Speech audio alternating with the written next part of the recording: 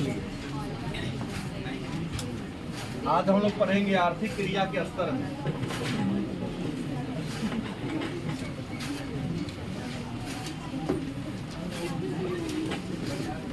आज की क्लास में हम लोग अर्थशास्त्र में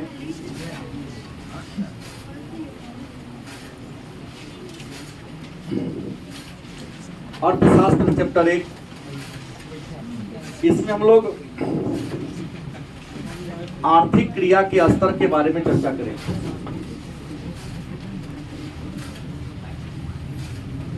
आर्थिक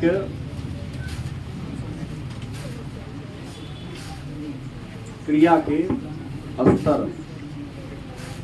तो एक विद्वान थे जिनका नाम था रैगनर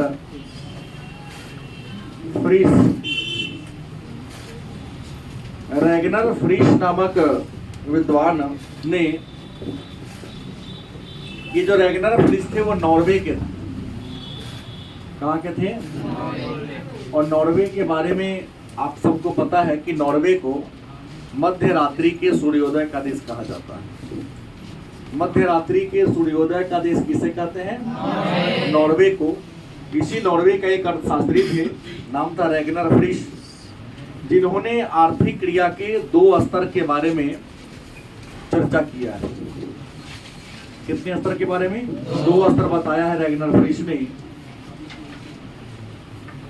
एक कहा है सूक्ष्म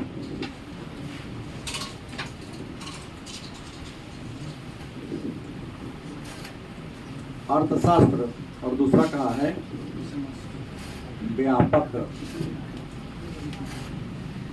अर्थशास्त्र। आर्थिक क्रिया के 2 स्तर हैं। सबको दिख रहा है? लड़की का पूरा सीट खाली, पहले बोल दिया। आर्थिक क्रिया के कितने स्तर हैं? 2। एक कौन है? सूक्ष्म अर्थशास्त्र, दूसरा कौन है? व्यापक अर्थशास्त्र। तो आर्थिक क्रिया के प्रश्न कई बार पूछा गया है कि आर्थिक क्रिया के 2 स्तर सूक्ष्म और व्यापक के बारे में विचार किसने दिया? आपका उत्तर होगा नॉर्वे के अर्थशास्त्री रैगनर फ्रीश ने। सूक्ष्म को हम व्यष्टि के नाम से भी जानते हैं। क्या कहते हैं? और व्यापक को समष्टि के नाम से। सूक्ष्म का मतलब होता है छोटा और व्यापक का मतलब होता है बड़ा। इसे अंग्रेजी में कहते हैं माइक्रो, इसे अंग्रेजी में कहते हैं मैक्रो। नहीं, सब नाम को जान लीजिए ताकि कंफ्यूजन कभी ना हो। इकोनॉमिक्स और साइकोलॉजी ऐसा विषय है जहां कंफ्यूजन इस शब्द का होता है। शब्द यदि समझ लेते हैं तो उत्तर लिखने में हमको परेशानी नहीं होती। तो एक प्रश्न होगा कि आर्थिक विश्लेषण के 2 शाखा है। कितने शाखा है? एक नाम है सूक्ष्म अर्थशास्त्र, जिसे हम व्यष्टि अंग्रेजी में माइक्रो कहते हैं। दूसरा है व्यापक अर्थशास्त्र, जिसे हम अंग्रेजी में मैक्रो और समष्टि के नाम से भी जानते हैं। तो मन में होगा कि माइक्रो इकोनॉमिक्स क्या है, सूक्ष्म अर्थशास्त्र क्या है। बड़ी आसानी से आप लिख दोगे कि सूक्ष्म अर्थशास्त्र आर्थिक विश्लेषण की वह शाखा है। सूक्ष्म अर्थशास्त्र आर्थिक विश्लेषण की वह शाखा है जिसमें हम छोटे छोटे चरों का, कैसे छोटे छोटे चरों का या छोटे छोटे इकाइयों का क्या करते हैं? अध्ययन करते हैं। इससे आसान परिभाषा नहीं हो सकती। आर्थिक विश्लेषण की वह शाखा जिसमें हम छोटे छोटे चरों का, छोटी छोटी इकाइयों का अध्ययन करते हैं, उसे हम सूक्ष्म अर्थशास्त्र के नाम से जानते हैं। और सूक्ष्म अर्थशास्त्र का उदाहरण होगा, जैसे हम ले सकते हैं प्रति व्यक्ति आय, प्रति व्यक्ति आय, व्यय, किसी एक परिवार का आय, किसी एक व्यक्ति का आय, किसी एक फर्म का आय। गलती की सही? मतलब आर्थिक विश्लेषण की वह शाखा जिसमें हम छोटे छोटे चरों का या व्यक्तिगत चरों का या व्यक्तिगत इकाइयों का क्या करते हैं? अध्ययन करते हैं, उसे हम सूक्ष्म अर्थशास्त्र या व्यष्टि अर्थशास्त्र या माइक्रो इकोनॉमिक्स के नाम से हम क्या करते हैं? जानते हैं। अब जस्ट इसके अपोजिट इन दोनों में से एक प्रश्न हर साल रहता है। प्रतिवर्ष का ये नियम है कि दोनों में से एक रहेगा। फिर होगा व्यष्टि अर्थशास्त्र क्या है, सॉरी व्यापक अर्थशास्त्र क्या है, समष्टि अर्थशास्त्र क्या है, या माइक्रो इकोनॉमिक्स क्या है, सॉरी मैक्रो। यहाँ माइक्रो है छोटा, मैक्रो माने बड़ा। तो मैक्रो इकोनॉमिक्स क्या है, आपका बड़ी आसान सा उत्तर होगा मैक्रो इकोनॉमिक्स या समष्टि अर्थशास्त्र या व्यापक अर्थशास्त्र आर्थिक विश्लेषण की वह शाखा। व्यापक अर्थशास्त्र या समष्टि अर्थशास्त्र या मैक्रो इकोनॉमिक्स आर्थिक विश्लेषण की वह शाखा है जिसमें हम किसी अर्थव्यवस्था का समग्र रूप से या संपूर्ण रूप से क्या करते हैं, अध्ययन करते हैं। मतलब आर्थिक विश्लेषण की वह शाखा, आसान शब्दों में आर्थिक विश्लेषण की वह शाखा जिसमें हम किसी अर्थव्यवस्था का समग्र रूप से संपूर्ण रूप से क्या करते हैं, अध्ययन करते हैं, उसे हम क्या कहते हैं, समष्टि अर्थशास्त्र या व्यापक अर्थशास्त्र के नाम से जानते हैं। एक बात मैं आपको बता दूं, या जो आपका 12वीं कक्षा का बिहार बोर्ड का इकोनॉमिक्स की पुस्तक है, इसके 2 वॉल्यूम हैं। हमें वॉल्यूम अ में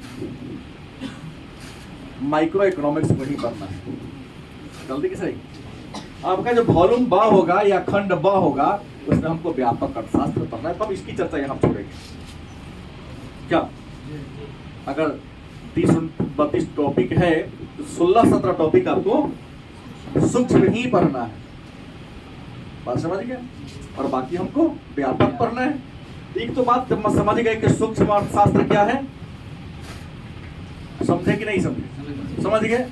क्या कहोगे कि सूक्ष्म अर्थशास्त्र आर्थिक विश्लेषण की एक शाखा है जिसमें हम छोटे छोटे चरों का या व्यक्तिगत इकाइयों का क्या करते हैं, जैसे प्रति व्यक्ति आय, प्रति व्यक्ति व्यय, एक परिवार की आय या एक परिवार की व्यय, या किसी एक फर्म की आय या एक फर्म की व्यय, इन के बारे में हम क्या करते हैं, जानकारी प्राप्त करते हैं। तो मन में होगा कि सर सूक्ष्म अर्थशास्त्र की अगर आपसे पूछे कि माइक्रो इकोनॉमिक्स की विशेषता क्या है, कोई ना कोई विशेषता तो होगी भाई। सूक्ष्म अर्थशास्त्र की विशेषता क्या है, इसकी खासियत क्या है। देखिए हर चीज के कुछ विशेषता होते हैं, गुण होते हैं, क्या होते हैं, अवगुण होते हैं। तो सूक्ष्म अर्थशास्त्र की कई सारी विशेषता हैं। पहली विशेषता परिभाषा से क्या निकला है कि यह व्यक्तिगत इकाइयों का अध्ययन करता है। गलत कि सही, व्यक्तिगत इकाइयों का क्या करता है,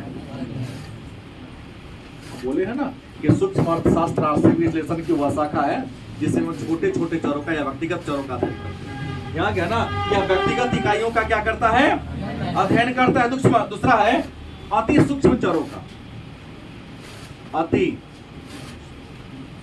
सूक्ष्म चरों का क्या करता है, अध्ययन करता। अति सूक्ष्म माने बहुत छोटा, अति सूक्ष्म का मतलब क्या होता है, बहुत छोटा जो चर है, मतलब जो इकाई है, जो आंकड़ा है, जैसे प्रति व्यक्ति है, बहुत छोटा होता है ना।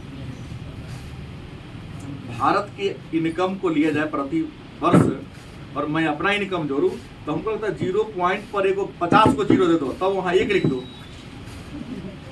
हम वहां भी खड़े होने की औकात नहीं रखते, नहीं, यही लिख दिया अति सूक्ष्म, बहुत छोटे। प्रति व्यक्ति आए तो देश की आय की तुलना बहुत छोटा हो गया ना, सभी लोगों का। हाँ। तो अति सूक्ष्म चरों का क्या करता है, अध्ययन करती। तीसरी विशेषता है व्यक्तिगत, क्या होता है, व्यक्तिगत कीमत का क्या करता है, निर्धारण करता है। आप इस रिंग वन एरिया में ही देख लीजिए ना, बहुत सारे संस्थान है, सबका कीमत अलग अलग है। आज भी कोई 1000 में पढ़ाने वाले टीचर मिल रहे हैं, बड़ी खुशी से 1000 रुपये लेकर आपको पढ़ा देंगे, 2 महीना तक फी नहीं मांगते है। बहुत सारे ऐसे महापुरुष हैं, उसमें आप लोग भी कई बार इसके शिकार हमको बना लेते हैं। नहीं, अचानक थोड़ी नहीं कि भैया बैंक की तरह इतना बढ़ते आ रहा है। कोई मेरे यहाँ नाम एडमिशन कराया था, एंट्री सबका फॉर्म है मेरे पास, इतना टक्का है, मैं सबको फाड़ दिया, ठंडी में ताप गया। क्या करेंगे, बोझ लेके क्या करेंगे, जेन्युइन का खोजेगा तो हजारों की संख्या में 2 बक्सा भरा हुआ है, सरकारी बोर्ड से ज्यादा मेरे पास। जो जेन्युइन नहीं है उसको या तो लखनऊ में प्रवाह कर देते, या कभी रिसीवर गया तो बागमती में प्रवाह कर दिए। उधार कर दो इसका, भाई पढ़ने वाला है सुनिए। फिर दोबारा वो क्या होता है, लौट के आया, और समझ गए, तो उसका आधार कार्ड रहता है, फॉर्म ना रहता है, रियल का एक उसलिए फोटो मांगता हूँ, आधार कार्ड फिर ना आता हूँ। गड़बड़ी करेगा तो पकड़ूंगा ना उसको, हम ऐसे तो नहीं बकसते। इसका तो घर था, इसके चाचा उचा सबको पढ़ा दिया, दे चाहे ना दे। चाचा को पकड़ेंगे, भतीजा तो मेरे पास आइए जाएगा। आइए मुद्दे पर, तो व्यक्तिगत कीमत, हर व्यक्ति का कीमत है ना। अब बाजार में देखिए, उसी सामान को एक आदमी अलग कीमत पर बेचता है। हम मिल्क मैन की बात कर लो तो एक मिल्क मैन आपको 1 लीटर दूध दे देता है 50 रुपया में, कोई 55 में, कोनो आजो पे 45-40 में देता है, 40 में देते, पानी की मात्रा ज्यादा होती है भाई। दूध का रंग व्हाइट होता है, व्हाइट होगा, अब उजला से मतलब है ना, उसमें गुणवत्ता कैसी, इससे क्या लेना देना है सर। ये गंगा मैया का कृपा है। हाय गंगा मैया की कृपा। एक आया ग्वाला भाई दूध लेके देर पहुंच गया, आदित्य ने पूछा भैया देर क्यों किया दादाजी आप? हुआ कल में सूख गया था भाई, कल सूख गया था, इसलिए पानी मिलाने में क्या हो गई, देर हो गई। सूक्ष्म अर्थशास्त्र की विशेषता क्या है, 2 नंबर का प्रश्न है, पूछा भी गया है क्वेश्चन बैंक। देखोगे आप, ये तीनों को लिख दोगे, आपकी इसके बारे में जानकारी मिल जाएगी। अब है कि सूक्ष्म अर्थशास्त्र की शाखा कहेगा, क्या कहेगा, माइक्रो इकोनॉमिक्स की शाखा, ब्रांच कहेगो है। तो माइक्रो इकोनॉमिक्स या सूक्ष्म अर्थशास्त्र की अगर शाखा की बात कर लें तो सूक्ष्म अर्थशास्त्र की 3 शाखाएं। पहला पढ़ा चुका हूं, वस्तु की कीमत का निर्धारण, गलती सही, कीमत निर्धारण का सिद्धांत,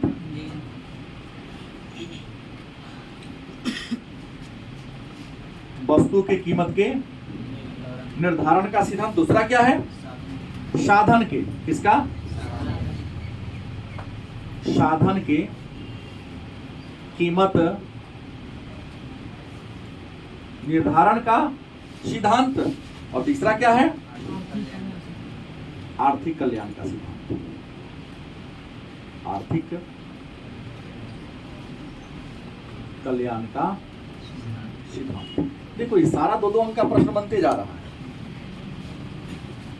सूक्ष्म अर्थशास्त्र की कितनी शाखाएं हैं, तो माइक्रो इकोनॉमिक्स की 3 शाखाएं हैं, 3 ब्रांच है। पहला कौन है, वस्तु के कीमत के निर्धारण का सिद्धांत। किसी वस्तु के कीमत का निर्धारण सूक्ष्म अर्थशास्त्र की सहायता से किया जाता है, जान लीजिएगा। व्यापक से नहीं होगा, व्यापक से एवरेज बात होता है। गलती किसे, डाउन बाजार में खीरा भी कर रहा होगा, कोई 40 रुपये खीरा बेच रहा है, अब कोई 30 रुपये बेच रहा है। अब ये मत कहना आदित्य जाके कि भाई आपका 40 रुपये, इसके 30 में फलना दे रहा हूँ, हिसाब ले लिया होगा से। दोनों के गुणवत्ता में डिफरेंस होता है क्या।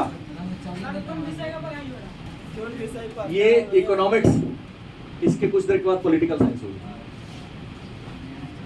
हमने कहा वस्तु की कीमत का निर्धारण, ये सूक्ष्म अर्थशास्त्र की ही सहायता से होता है, क्योंकि उपभोक्ता जिस वस्तु का यूज करता है, प्रयोग करता है, उसका कीमत तय किससे होता है, तो आपको बता दूं, डिमांड एंड सप्लाई के द्वारा। डी फॉर डिमांड और एस फॉर सप्लाई। डिमांड का मतलब होता है मांग, सप्लाई का मतलब होता है पूर्ति। हमने कल ही कह दिया था कि डिमांड कम है, सप्लाई ज्यादा है, तो वस्तु की कीमत क्या होगी, कम है। और वस्तु का डिमांड ज्यादा है और सप्लाई क्या है, कम है, तो कीमत क्या होगी। और डिमांड क्या है, कम है, और सप्लाई क्या है, तो वस्तु की कीमत क्या हो जाएगी, कम हो जाएगी। नियम यही कहता है, माने मांग कम है और सामान मार्केट में क्या है, ज्यादा है, तो कीमत क्या होगी, कम होगी। अब मांग ज्यादा है, कीमत क्या है, मांग ज्यादा है और सामान क्या है, कम है। जैसे जब हम आप लोगों के एज में थे, थोड़ा आपसे और छोटा, तो याद है 5 रुपये लीटर दूध हुआ करता था। हाँ, 1 लीटर दूध का दाम सबके दरवाजे पर भैंस था। आप जाके गांव में देखो ना, कोनो कोनो के दरवाजा पर दिखाई देगा। भाई आपके दरवाजे पे मानता हूँ बात को, लेकिन जितना आपके गांव में पहले था उतना है क्या? तुम्हारे पास नहीं, केवल हमने कहा सबकी बात। तुम्हारे गांव में सबके दरवाजे पर 2 भैंस तो गाय है नहीं? गलती की सही? तो प्रश्न ये है कि दूध पीने वाले सारे लोग हैं, लेकिन दूध का पैदावार करने से लोगों को लाज लगता है, खराब लगता है कि पूरा कौन करेगा मेहनत। 1 लाख का गाय खरीदो, 50,000 के भैंस खरीदो, फिर उसको दिन भर उसमें लगे रहो चारा पानी में। उससे अच्छा है कि अगर 1 लाख रुपया बैंक में या किसी के यहाँ ब्याज पर लगा दो या किसी बिजनेस में लगा दो, तो बिना मेहनत के 50 रुपये लीटर आराम से खाते रहो। तो सारा इंसान अगर यही सोचना शुरू कर दे तो पता चलेगा कोनो भैंसी नहीं पालेगा, तो वही पत्थर वाला दूध खाओ। यूरिया का से जो दूध बनता है केमिकल वाला, शहर में जो पीते हो केमिकल वाला हुआ, सरफ का यूज करता है बउआरे। हाँ, सरफ है, डिटॉल है, यूरिया खाद है, और ये पत्थर तू ना पता ही सबका करके बना। कंपनी को कई बार सरकार ये करती रहती, जांच पड़ताल करती रहती है। पॉइजन की तरह। हाँ हाँ, आपका मीठा जहर वो खिला रहा है। तो ये नहीं कहना कि फलानमा ब्रांड के खा रहे हैं, तो दुनिया में सबसे खतरनाक ब्रांड है, ओरिजिनल ब्रांड, ड्राम वाला ब्रांड है, जो पानी न मिलाता है, पानी के अलावा गलत चीज नहीं मिला रहा है, पत्थर तो नहीं मिला रहा है ना, वही ब्रांड बनी है। अब आदित्य प्रसन्न होगा, चलो ये प्रशंसा हो गई। तो वस्तु की कीमत का निर्धारण डिमांड और सप्लाई के द्वारा होता है। साधन की कीमत, साधन का मतलब मैंने कल कहा था, किसी वस्तु के निर्माण करने में जिन जिन चीजों की हमें जरूरत होती है, किसी वस्तु के निर्माण करने में हमें जिन जिन चीजों की आवश्यकता होती है, जिन जिन चीजों की जरूरत होती है, उन चीजों को हम उत्पादन के क्या कहेंगे? साधन कहेंगे। और मैं आपको बता दूं, उत्पादन के 5 साधन हैं। हर साधन का भी कीमत देना पड़ता है। जैसे भूमि की कीमत क्या है? पूंजी की कीमत, श्रम की कीमत, साहस का, संगठन को, गलत सही? तो ये है। और आर्थिक कल्याण, जब किसी अर्थव्यवस्था में किसी वस्तु का उत्पादन होता है, तो आर्थिक कल्याण का सिद्धांत कहता है कि इसका वितरण किस प्रकार से किया जाए, इसका वितरण कैसे किया जाए कि आम जनता तक उसकी पहुंच हो, इसके कीमत का निर्धारण कैसे किया जाए। मैं आपको बताऊंगा, एकाधिकार में मूल्य विभेदीकरण होता है। एक ही वस्तु है जिसका दिल्ली में कीमत ज्यादा था, वही वस्तु हमारे सीतामढ़ी में कीमत कम होता है, क्योंकि कंपनी जानता है कि सीतामढ़ी के बाजार में अगर पकड़ बनाना है तो वहाँ के लोगों की इनकम क्या है? कम है, तो उसका कीमत यहाँ कम कर देता है। और उसका कीमत दिल्ली में, क्योंकि पैसे वाला इनकम लोगों का ज्यादा है, तो उसका कीमत क्या होता है? इसे मूल्य विभेदीकरण के नाम से जानते हैं। वस्तु एक ही होगा, क्वालिटी एक ही होगी, गुणवत्ता एक ही होगी, लेकिन बाजार जगह के अनुसार उसका कीमत तय कर देता है। गलत की सही? क्योंकि गांव में लोगों के पास इनकम क्या है? कम है। दाम ज्यादा रहेगा तब बिकाएबे ना करेगा, बिकाएगा नहीं बिकेगा। और दाम कम रखेगा तो सब यहाँ न्यूनतम मुनाफा कमाने का प्रयास करती है, ताकि बाजार गांव तक, घर तक पहुंच जाए। जैसे एक छोटा सा ब्रांड नहीं बना हो, पार्ले जी बिस्किट, आज भी 3 रुपया में मिलती है पार्ले जी। है अभी है नहीं, तो हमारा बात को स्वीकार कर लो, मैं इकोनॉमिक्स हाथ में रखता हूँ। मान लो कि मिलता है, नो लॉस नो प्रॉफिट पर वह कंपनी काम कर रही है। वह बिस्किट उस कंपनी के विज्ञापन का एक जरिया आधार है, क्योंकि आज भी हमारे समाज में कुछ ऐसे लोग हैं जिनकी इनकम इतनी कम है कि अपने बच्चों को प्रसन्न करने के लिए पार्ले जी बिस्किट खरीदते हैं। बिस्किट का साइज कम कर दिया है, अब कोई दिक्कत नहीं है, घर घर पहुंच तो रहा है ना। इकोनॉमी के रूल है, इकोनॉमी का पॉलिसी कहता है दाम कम, अधिक बिक्री, अधिक लाभ। दाम कम रखोगे, मुनाफा कम होगा, लेकिन बिक्री तुम्हारा क्या होगा? ज्यादा होगा, तो लाभ भी तुम्हारा क्या होगा? ज्यादा होगा। उदाहरण मैंने एक दिन दिया था, एक बिजनेसमैन जो एक दिन में 100 केजी आलू बेचता है और प्रति केजी आलू 2 रुपया नफा कमाता है, तो अधिक से अधिक 100 किलो बेचा तो कितना रुपया कमा लेगा? 200 रुपया। लेकिन एक दूसरा दुकानदार जो प्रति किलो 50 पैसा मुनाफा कमाता है, एक दिन में 1000 किलो आलू बेच लेता है, 500 कमा लिया ना, उसका ग्राहक तो बढ़ गया ना। सीधा अगर 1.5 रुपया क्या करता है? कम में देता है। इस सीतामढ़ी में आपके सामने बहुत बड़े बड़े रेडीमेड के दुकानदार हैं, उनकी एक अलग पॉलिसी है जिसका कीमत सर्वव्यापी है कि कोठारी गंजी की कीमत ये है, तोता ब्रांड का ये है, जाओ उसे खरीद 2 रुपया कम में देगा वो दुकानदार करता है क्या?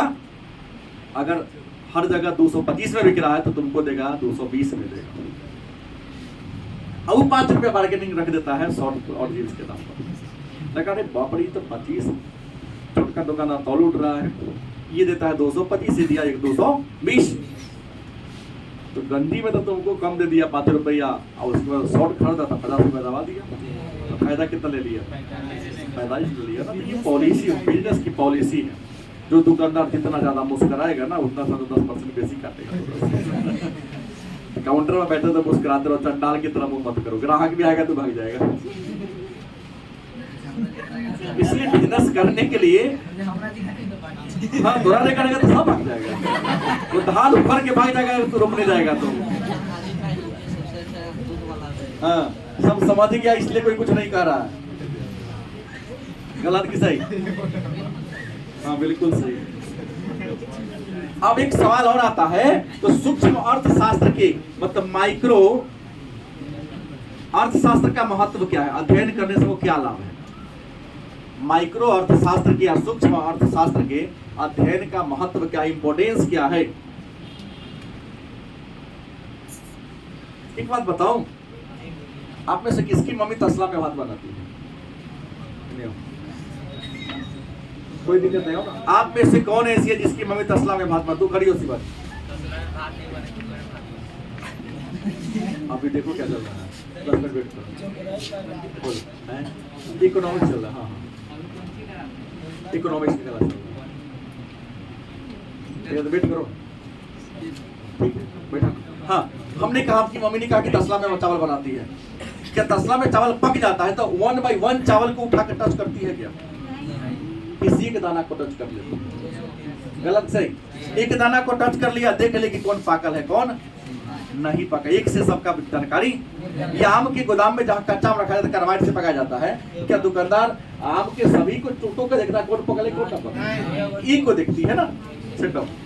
तो इसका पहला महत्व है कि अगर संपूर्ण अर्थव्यवस्था की जानकारी प्राप्त करना है। गलती की सही?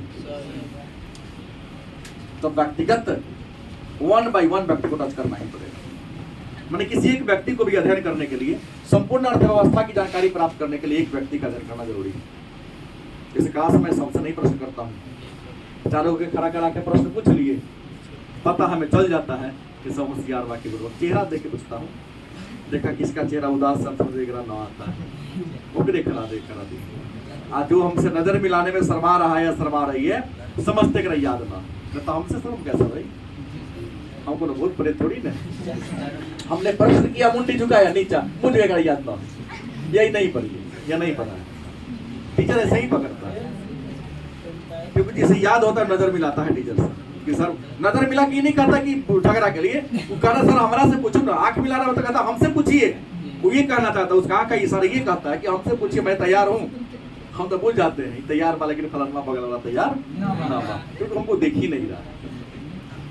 तो संपूर्ण महत्व ये है, यदि संपूर्ण अर्थव्यवस्था की जानकारी प्राप्त करना, जानकारी हासिल करना है, तो सूक्ष्म चरों का, व्यक्तिगत इकाइयों का अध्ययन करना पड़ेगा। दूसरा, आर्थिक समस्या का समाधान। आर्थिक समस्या मतलब रुपया पैसा की समस्या। आर्थिक समस्या का समाधान करना है तो हर व्यक्ति को देखना पड़ेगा, क्योंकि भारत में प्रति व्यक्ति आय भले ही आज 70,000 पहुंच गया हो वार्षिक, लेकिन पता है उसमें मुकेश अंबानी की इनकम को भी जोड़ा गया है, और भिखारी के भी इनकम को जोड़ करके 12 से क्या 1 अरब 35 करोड़ से भाग दे दिया गया है। क्या जी? उसमें भिखारी की इनकम भी है, तुम्हारा भी 1 रुपया नहीं कमाते हो। आप लोग कितना कमाते हो?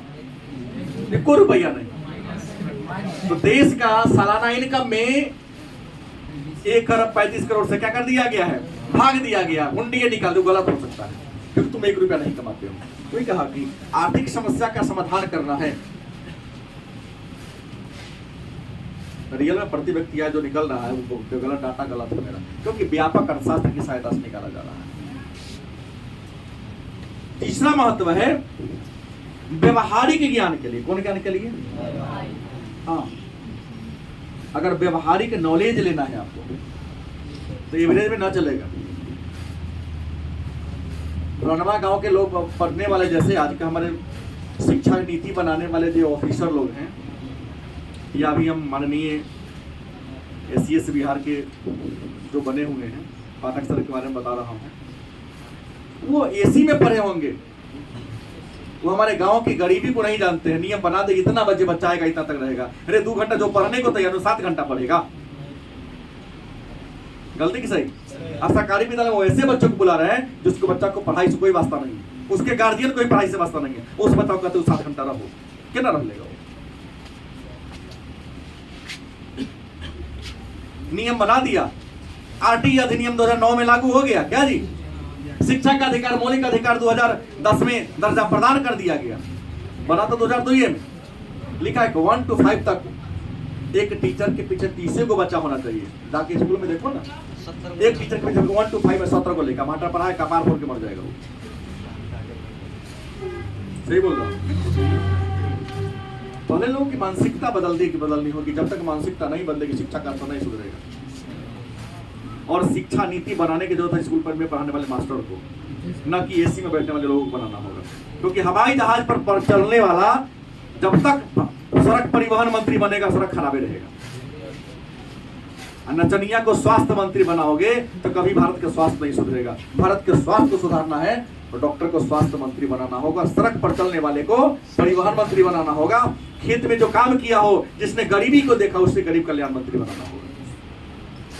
या तो अमीर को गरीब कल्याण मंत्री। वही संजय सर एक बार भाषण दे रहे थे, उनके प्रोग्राम में जब भी करते हैं तो मैं आता हूँ, तो कह रहे थे कि हुआ कि गरीबी पर लेख लिखे तो भारत के जो बड़े बड़े मिनिस्टर के बाल बच्चा थे जो विद्यालय पढ़े, उनसे गरीबी पर लिखा, जेकरा घर 3 मंजिला न है, जेकरा पास BMW कार न है वो गरीब है। अरे गरीब को बचा तो BMW कथी का जो यो न पता है, तो जैसे तो रोड के किनारे का समय अपना बिता लेता है। गलत से शॉर्ट में 4 बटन या 5 बटन होता नए में रहता है, बाद वो टूट गया तो दोबारा बटन लगाने के लिए भी उसके पापा जी को या माता जी को सोचना पड़ता है। बहुत ऐसे इसको धागा खरीदने की पैसा नहीं, पतला धागा की जगह मोटा धागा से उसका कपड़ा सिया जाता है। विद्यालय में क्या तो नजदीक से देखा हूँ विद्यालय को, मोटा धागा से सिया जाता है, इसे बच्चा लेके चलते रहता है। और आप नियम बना दे ऐसे करो नहीं। और बहुत ऐसे लोग हैं जो सुबह में 2 में विद्यालय में खाता, बिहान विद्यालय में आके खाता है। भाई सुधारना 3 टाइम में खाना हो ना विद्यालय में। मॉर्निंग में आता है तो गुड डे बिस्कुट दो, दोपहर में चावल दाल जो बनता है वो दो, पुनः शाम में दो, तो अपना 5 बार शाम तक रहेगा। एक बार के खाइले का इतना घंटा रहेगा। गलत किसे तो सुधारना होता है यहाँ से, लेकिन सबके पास दिमाग नहीं है, ब्रेन से ऊपर की बात सोचता है। तो व्यवहारिक बात को जानना तो इसको लेना पड़ेगा। तो ये सूक्ष्म अर्थशास्त्र का आपके लाइफ में क्या है, महत्व है। लेकिन याद रखिएगा, इतना पढ़ाई कर दिए क्या देते हैं, हमें तो तुम्हारी प्रशंसा करता हूँ, बाकी सवाल हो चुके हैं तो सब जलता है इसे। 8 बजे वाला बैच में तो इसका नाम ही रख दिया, सब बड़ी जरूरत है। क्या बच बेचारा दुख से बतिया रहा था, टारगेट पर है, हाँ उड़ा देगा।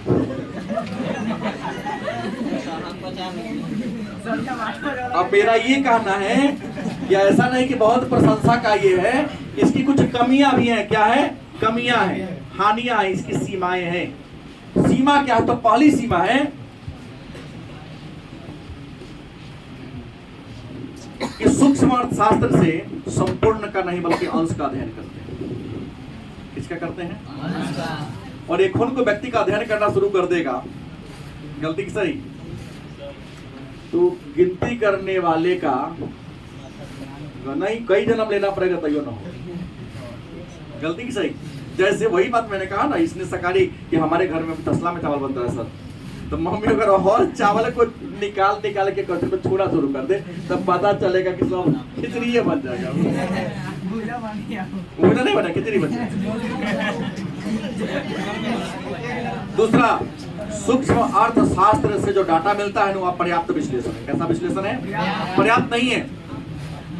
तीसरा, यह अवास्तविक मान्यता पर आधारित है, क्योंकि एक एक व्यक्ति को गिन पाना संभव हम भी 1 by 1 को आगू में जाकर के पढ़ा पाना संभव नहीं। 1 by 1 करेंगे तो मालूम है जो देखा होशियार छोड़ के भाग जाएगा, और जो बुढ़वा को वो भी छोड़ के भाग जाएगा। हमारा आगू में टॉर्चर कर चुका, सही नहीं बोला? जैसे कई बार कई गार्जियन करते हैं कॉल, सर बच्चे को सुनते बाद टॉर्चर कर रहे हैं। सर टॉर्चर का मतलब क्या होता है? मतलब फी मांगते हैं। हमने सर आप जहाँ काम करते हैं आप उससे पैसा मांगते हैं तो मांगते हैं, तो उसका कहेगा टॉर्चर कर रहे तो कहीं चुप हो जाता है। फी मांगना यहाँ क्या जाएगा? टॉर्चर करते हो। टॉर्चर क्या परिभाषा हुआ कि तुमको मैं सता रहा हूँ, अत्याचार कर रहा हूँ, और मैं मजदूरी कर रहा हूँ। और मजदूरी मांगना, एक मजदूर अगर मजदूरी मांगते तो टॉर्चर करना करते हैं। और यहाँ के गार्जियन ये करते हैं।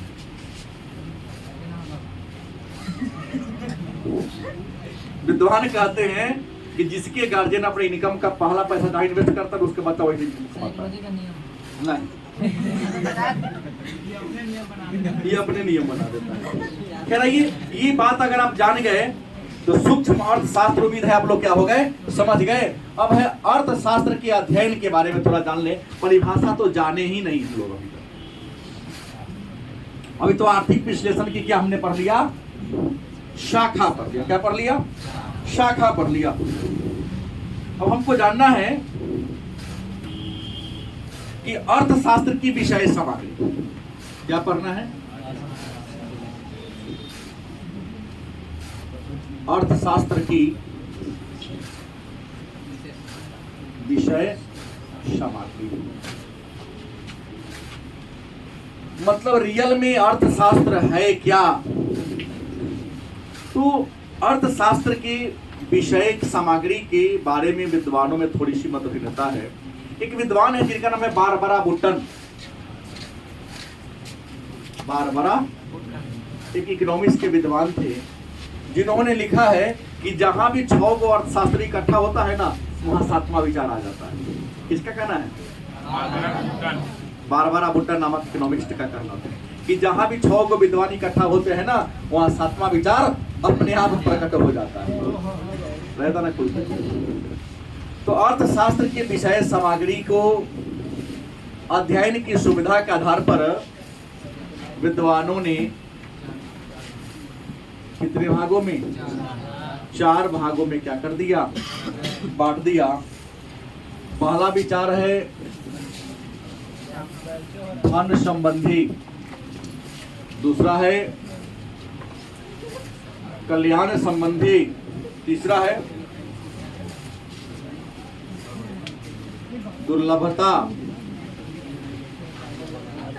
संबंधी, और चौथा है विकास केंद्रित। विकास केंद्रित मतलब अर्थशास्त्र के विषय सामग्री अर्थात परिभाषा को विद्वानों ने कितने वर्ग में बांटा है? 4 वर्ग में बांट दिया। पहला कौन है? धन संबंधी परिभाषा। धन संबंधी परिभाषा जिसके मुख्य प्रतिपादक अर्थशास्त्र के पिता एडम स्मिथ। कौन है? एडम स्मिथ, वाकर, सीनियर, ये सारे अर्थशास्त्र के प्रमुख विद्वान हैं। इन लोगों ने सपोर्ट किया है कि अर्थशास्त्र धन का विज्ञान है। अर्थशास्त्र धन का विज्ञान है। किसने कहा? एडम स्मिथ, जिन्हें अर्थशास्त्र का पिता का हमने कहा। उनके बात को सपोर्ट कर दिया वाकर और सीनियर ने। अर्थशास्त्र कैसा विज्ञान है? धन का। Economics is the science of wealth. अर्थशास्त्र धन का विज्ञान है। इनसे पूछा गया आपने ऐसा क्यों मान लिया? तो कहा कि वर्तमान युग आर्थिक युग है और मानव की क्रिया केवल और केवल आर्थिक क्रिया है। गलती की सही? मानव की हर कार्य के पीछे धन छुपा हुआ है। आपके मम्मी पापा आपको पढ़ा इसलिए रहे हैं कि जब बड़ा होगा कमाएगा तो अपने आमदनी का कुछ हिस्सा, जैसे हमने बचपन में इसको पाल पोस के बड़ा कर दिया तो बुढ़ापा में हमारी क्या करेगा, ये देख रेख करेगा। लालच तो है। अरे आप लोग नालायक निकल जाओ, अलग बात है। गलत की सही गलती कर दी तो वापस ले लेंगे, लेकिन गलती नहीं बोल। देखा जा रहा है आजकल, यही देखा जा रहा है कि एक कुआं के पानी से 4 कुआं भर जाता है, लेकिन 4 कुआं एक कुआं तो नहीं भर पाता है। माने एक पिता अपने 4 संतान का परवरिश बहुत बढ़िया तरीका से कर देता है, लेकिन 4 पुत्र मिलकर एक पिता का परवरिश नहीं कर पाते। कर लेते हैं। तो अर्थशास्त्र धन का विज्ञान है। एडम स्मिथ ने कहा, वाकर ने कहा, सीनियर ने कहा, क्योंकि मानव की हर कार्य के पीछे धन छुपा हुआ है। किसान से लेकर कर्मचारी तक और प्यून से लेकर पदाधिकारी तक जो भी काम करता है वो पैसा के लिए करता है। गलती की सही। मैं भी आपके लिए इस भागा भागा जो आता है 70-75 के स्पीड में जो गाड़ी चलता है, इसका पीछे पैसा है। गलती की सही। नहीं होता तो छोड़ दे, देख लाइन में इधर कहते क्विट उसी दिन हो जाएगा, जरा दिन लगेगा नहीं आ रहा है। हम तो हमेशा कहते तुम देना छोड़, मैं बैच को तोड़ दूंगा। तो पैसा कमा, लेकिन इकट्ठा हुए हैं, काहे खड़ा रहेंगे। सुबह 5 बजे से लेकर शाम 7 बजे तक चैन नहीं करता। क्या नवीन जी, ऐसा तो नहीं है। और बात को काट दिए हमारे मार्शल महोदय। कौन महोदय काट दिए? अरे भाई बात और बहुत गलत है। इंसान सब काम पैसे के लिए ना करता है। नहीं, इंसान का उद्देश्य भले है धन कमाना, लेकिन धन का उद्देश्य मानव कल्याण है। धन का उद्देश्य क्या है? मानव कल्याण है। मार्शल ने कहा कि अर्थशास्त्र धन का विज्ञान नहीं है, अर्थशास्त्र मानव कल्याण का विज्ञान है। कौन कहा? क्योंकि रुपया से मानव का कल्याण होता है, न कि मानव से रुपया का कल्याण होता है। तो अर्थशास्त्र मानव कल्याण का विज्ञान है। इस विचारधारा को कौन दिया? मार्शल दिया। मार्शल के बाद सपोर्ट कर दिया पीगू। पीगू के बाद कैनन नामक विद्वान ने इस बात को सपोर्ट कर दिया। ये सब याद रखिएगा, वस्तुनिष्ठ के लिए इसे बनते जाता है। तीसरा या दुर्लभता संबंधी परिभाषा रॉबिन्सन ने दिया। रॉबिन्स ने दे दिया। कौन दिया? रॉबिन्स नामक अर्थशास्त्री ने कहा कि अर्थशास्त्र दुर्लभता संबंधी विज्ञान है। रॉबिन्स और वी.के. स्टीड ने। कौन? वही ना है। वी.के. स्टीड और रॉबिन्स, मेन रॉबिन्स थे, जिन्होंने कहा कि अर्थशास्त्र दुर्लभता का विज्ञान है। मतलब अर्थशास्त्र चयन का तर्कशास्त्र है, जो कल हमने कहा। इन्होंने स्पष्ट कह दिया कि मानव की आवश्यकता अनंत है, लेकिन उन आवश्यकताओं को पूरा करने के साधन मानव के पास क्या है? सीमित है, कम है। गलत सही? मानव की आवश्यकता क्या है? अनंत है, और उन आवश्यकताओं को पूरा करने के साधन क्या है? इंसान करता क्या है?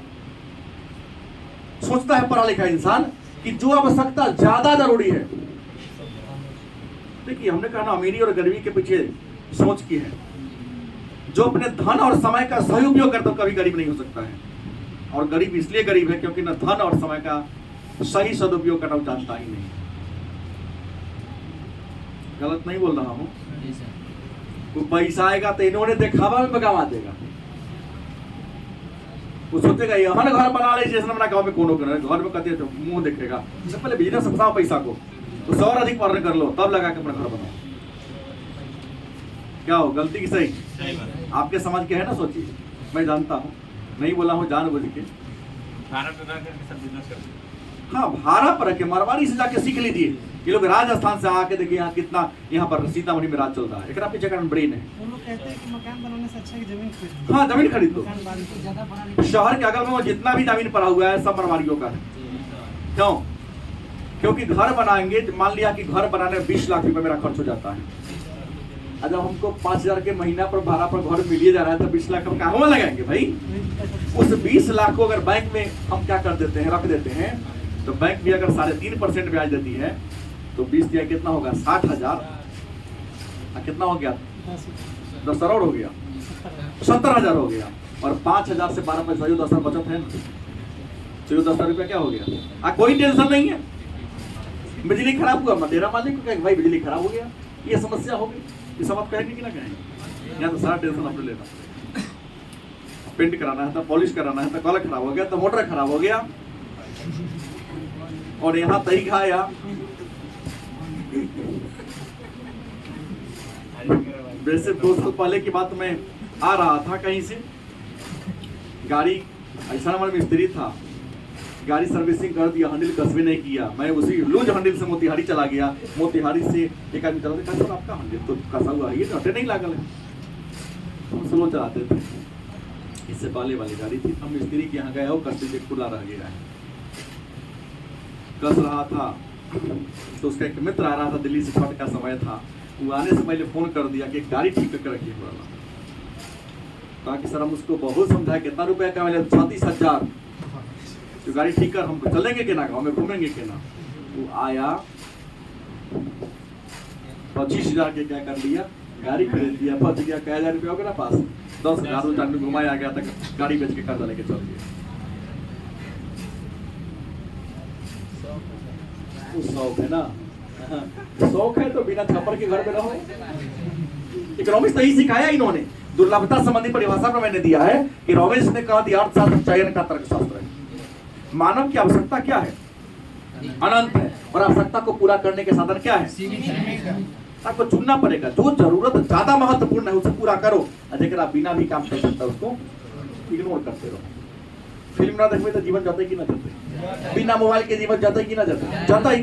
लेकिन कपड़ा जरूरी है, भोजन जरूरी है, किताब जरूरी है, तो जो जरूरी है उस पर खर्चा करो, और जिसके बिना भी काम चल सके उसे क्या करो, चलाते रहो। देखता हूँ आज के नौजवानों को, मॉर्निंग मोड में आता हूँ, बाहर पर देखता हूँ, चलेगा भोरे भोरे, ये ना कि तू बिस्किट खा लेगा, सिगरेट पीते हुए चलता है, उसके अंदर कुछ है नहीं, तो अंदर की तो कुछ है नहीं, उस गम को धुआं में उड़ा रहा है, कुछ तो है नहीं। गवर्नर कुछ नहीं, उसके अंदर कुछ है नहीं, अपने आप को छुपा रहा है।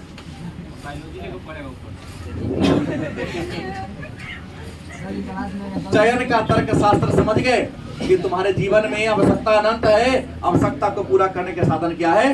कम है। तो रुपया कम है, काम ज्यादा है, तो सोचो जो जरूरी ज्यादा उसको ऊपर खर्चा करो, और जो जरूरी ना है उसको ऊपर खर्चा हटाते रहो। आज करे सो कल करे, कल करे सो परसों, इतनी जल्दी क्या है, जीना है बरसों। और जो ज्यादा जरूरी है उसके लिए फॉर्मूला अपनाओ, कल करे सो आज करे, आज करे सो पल में पर होगी बहुरी करोगे। गलत कि सही? दोनों फॉर्मूला अपना लो, जिसके बिना काम चल सके, कल करे सो परसों, इतनी जल्दी क्या है, जो ज्यादा जरूरी है नहीं परसों नहीं अभी करेंगे। और विकास के अंतरित परिभाषा सैमुअल्सन ने दिया था। कौन दिया? सैमुअल्सन ने दे दिया था। और सैमुअल्सन ने विकास के अंतरित परिभाषा देते हुए कहा कि अर्थशास्त्र का दृष्टिकोण विकासवादी है। बात समझ गए कि इसका उद्देश्य है कि मानव क्या क्या करना, विकास करना। तो अर्थशास्त्र की विषय सामग्री है, और लास्ट में आता है कि अर्थशास्त्र की प्रकृति क्या है। क्या है अर्थशास्त्र की प्रकृति? मतलब ये कहना चाह रहा है कि अर्थशास्त्र विज्ञान है या कला है, या दोनों है। तो अर्थशास्त्र के प्रकृति पर भी बड़ा विवाद है विद्वानों में। कुछ विद्वान कहते हैं कि नहीं भाई अर्थशास्त्र क्या है, विज्ञान है। अर्थशास्त्र क्या है, विज्ञान है। बैठिए अब से, अब मन में होगा तो विज्ञान कहते किसे? कुछ कहते कि नहीं अर्थशास्त्र क्या है, कला है। तो फिर होगा कला कहते किसे है? कुछ कहना कि नहीं ना विज्ञान और कला। इस टॉपिक पर चर्चा रोकेंगे, क्योंकि अलग थोड़ा ज्यादा बताना पड़ेगा।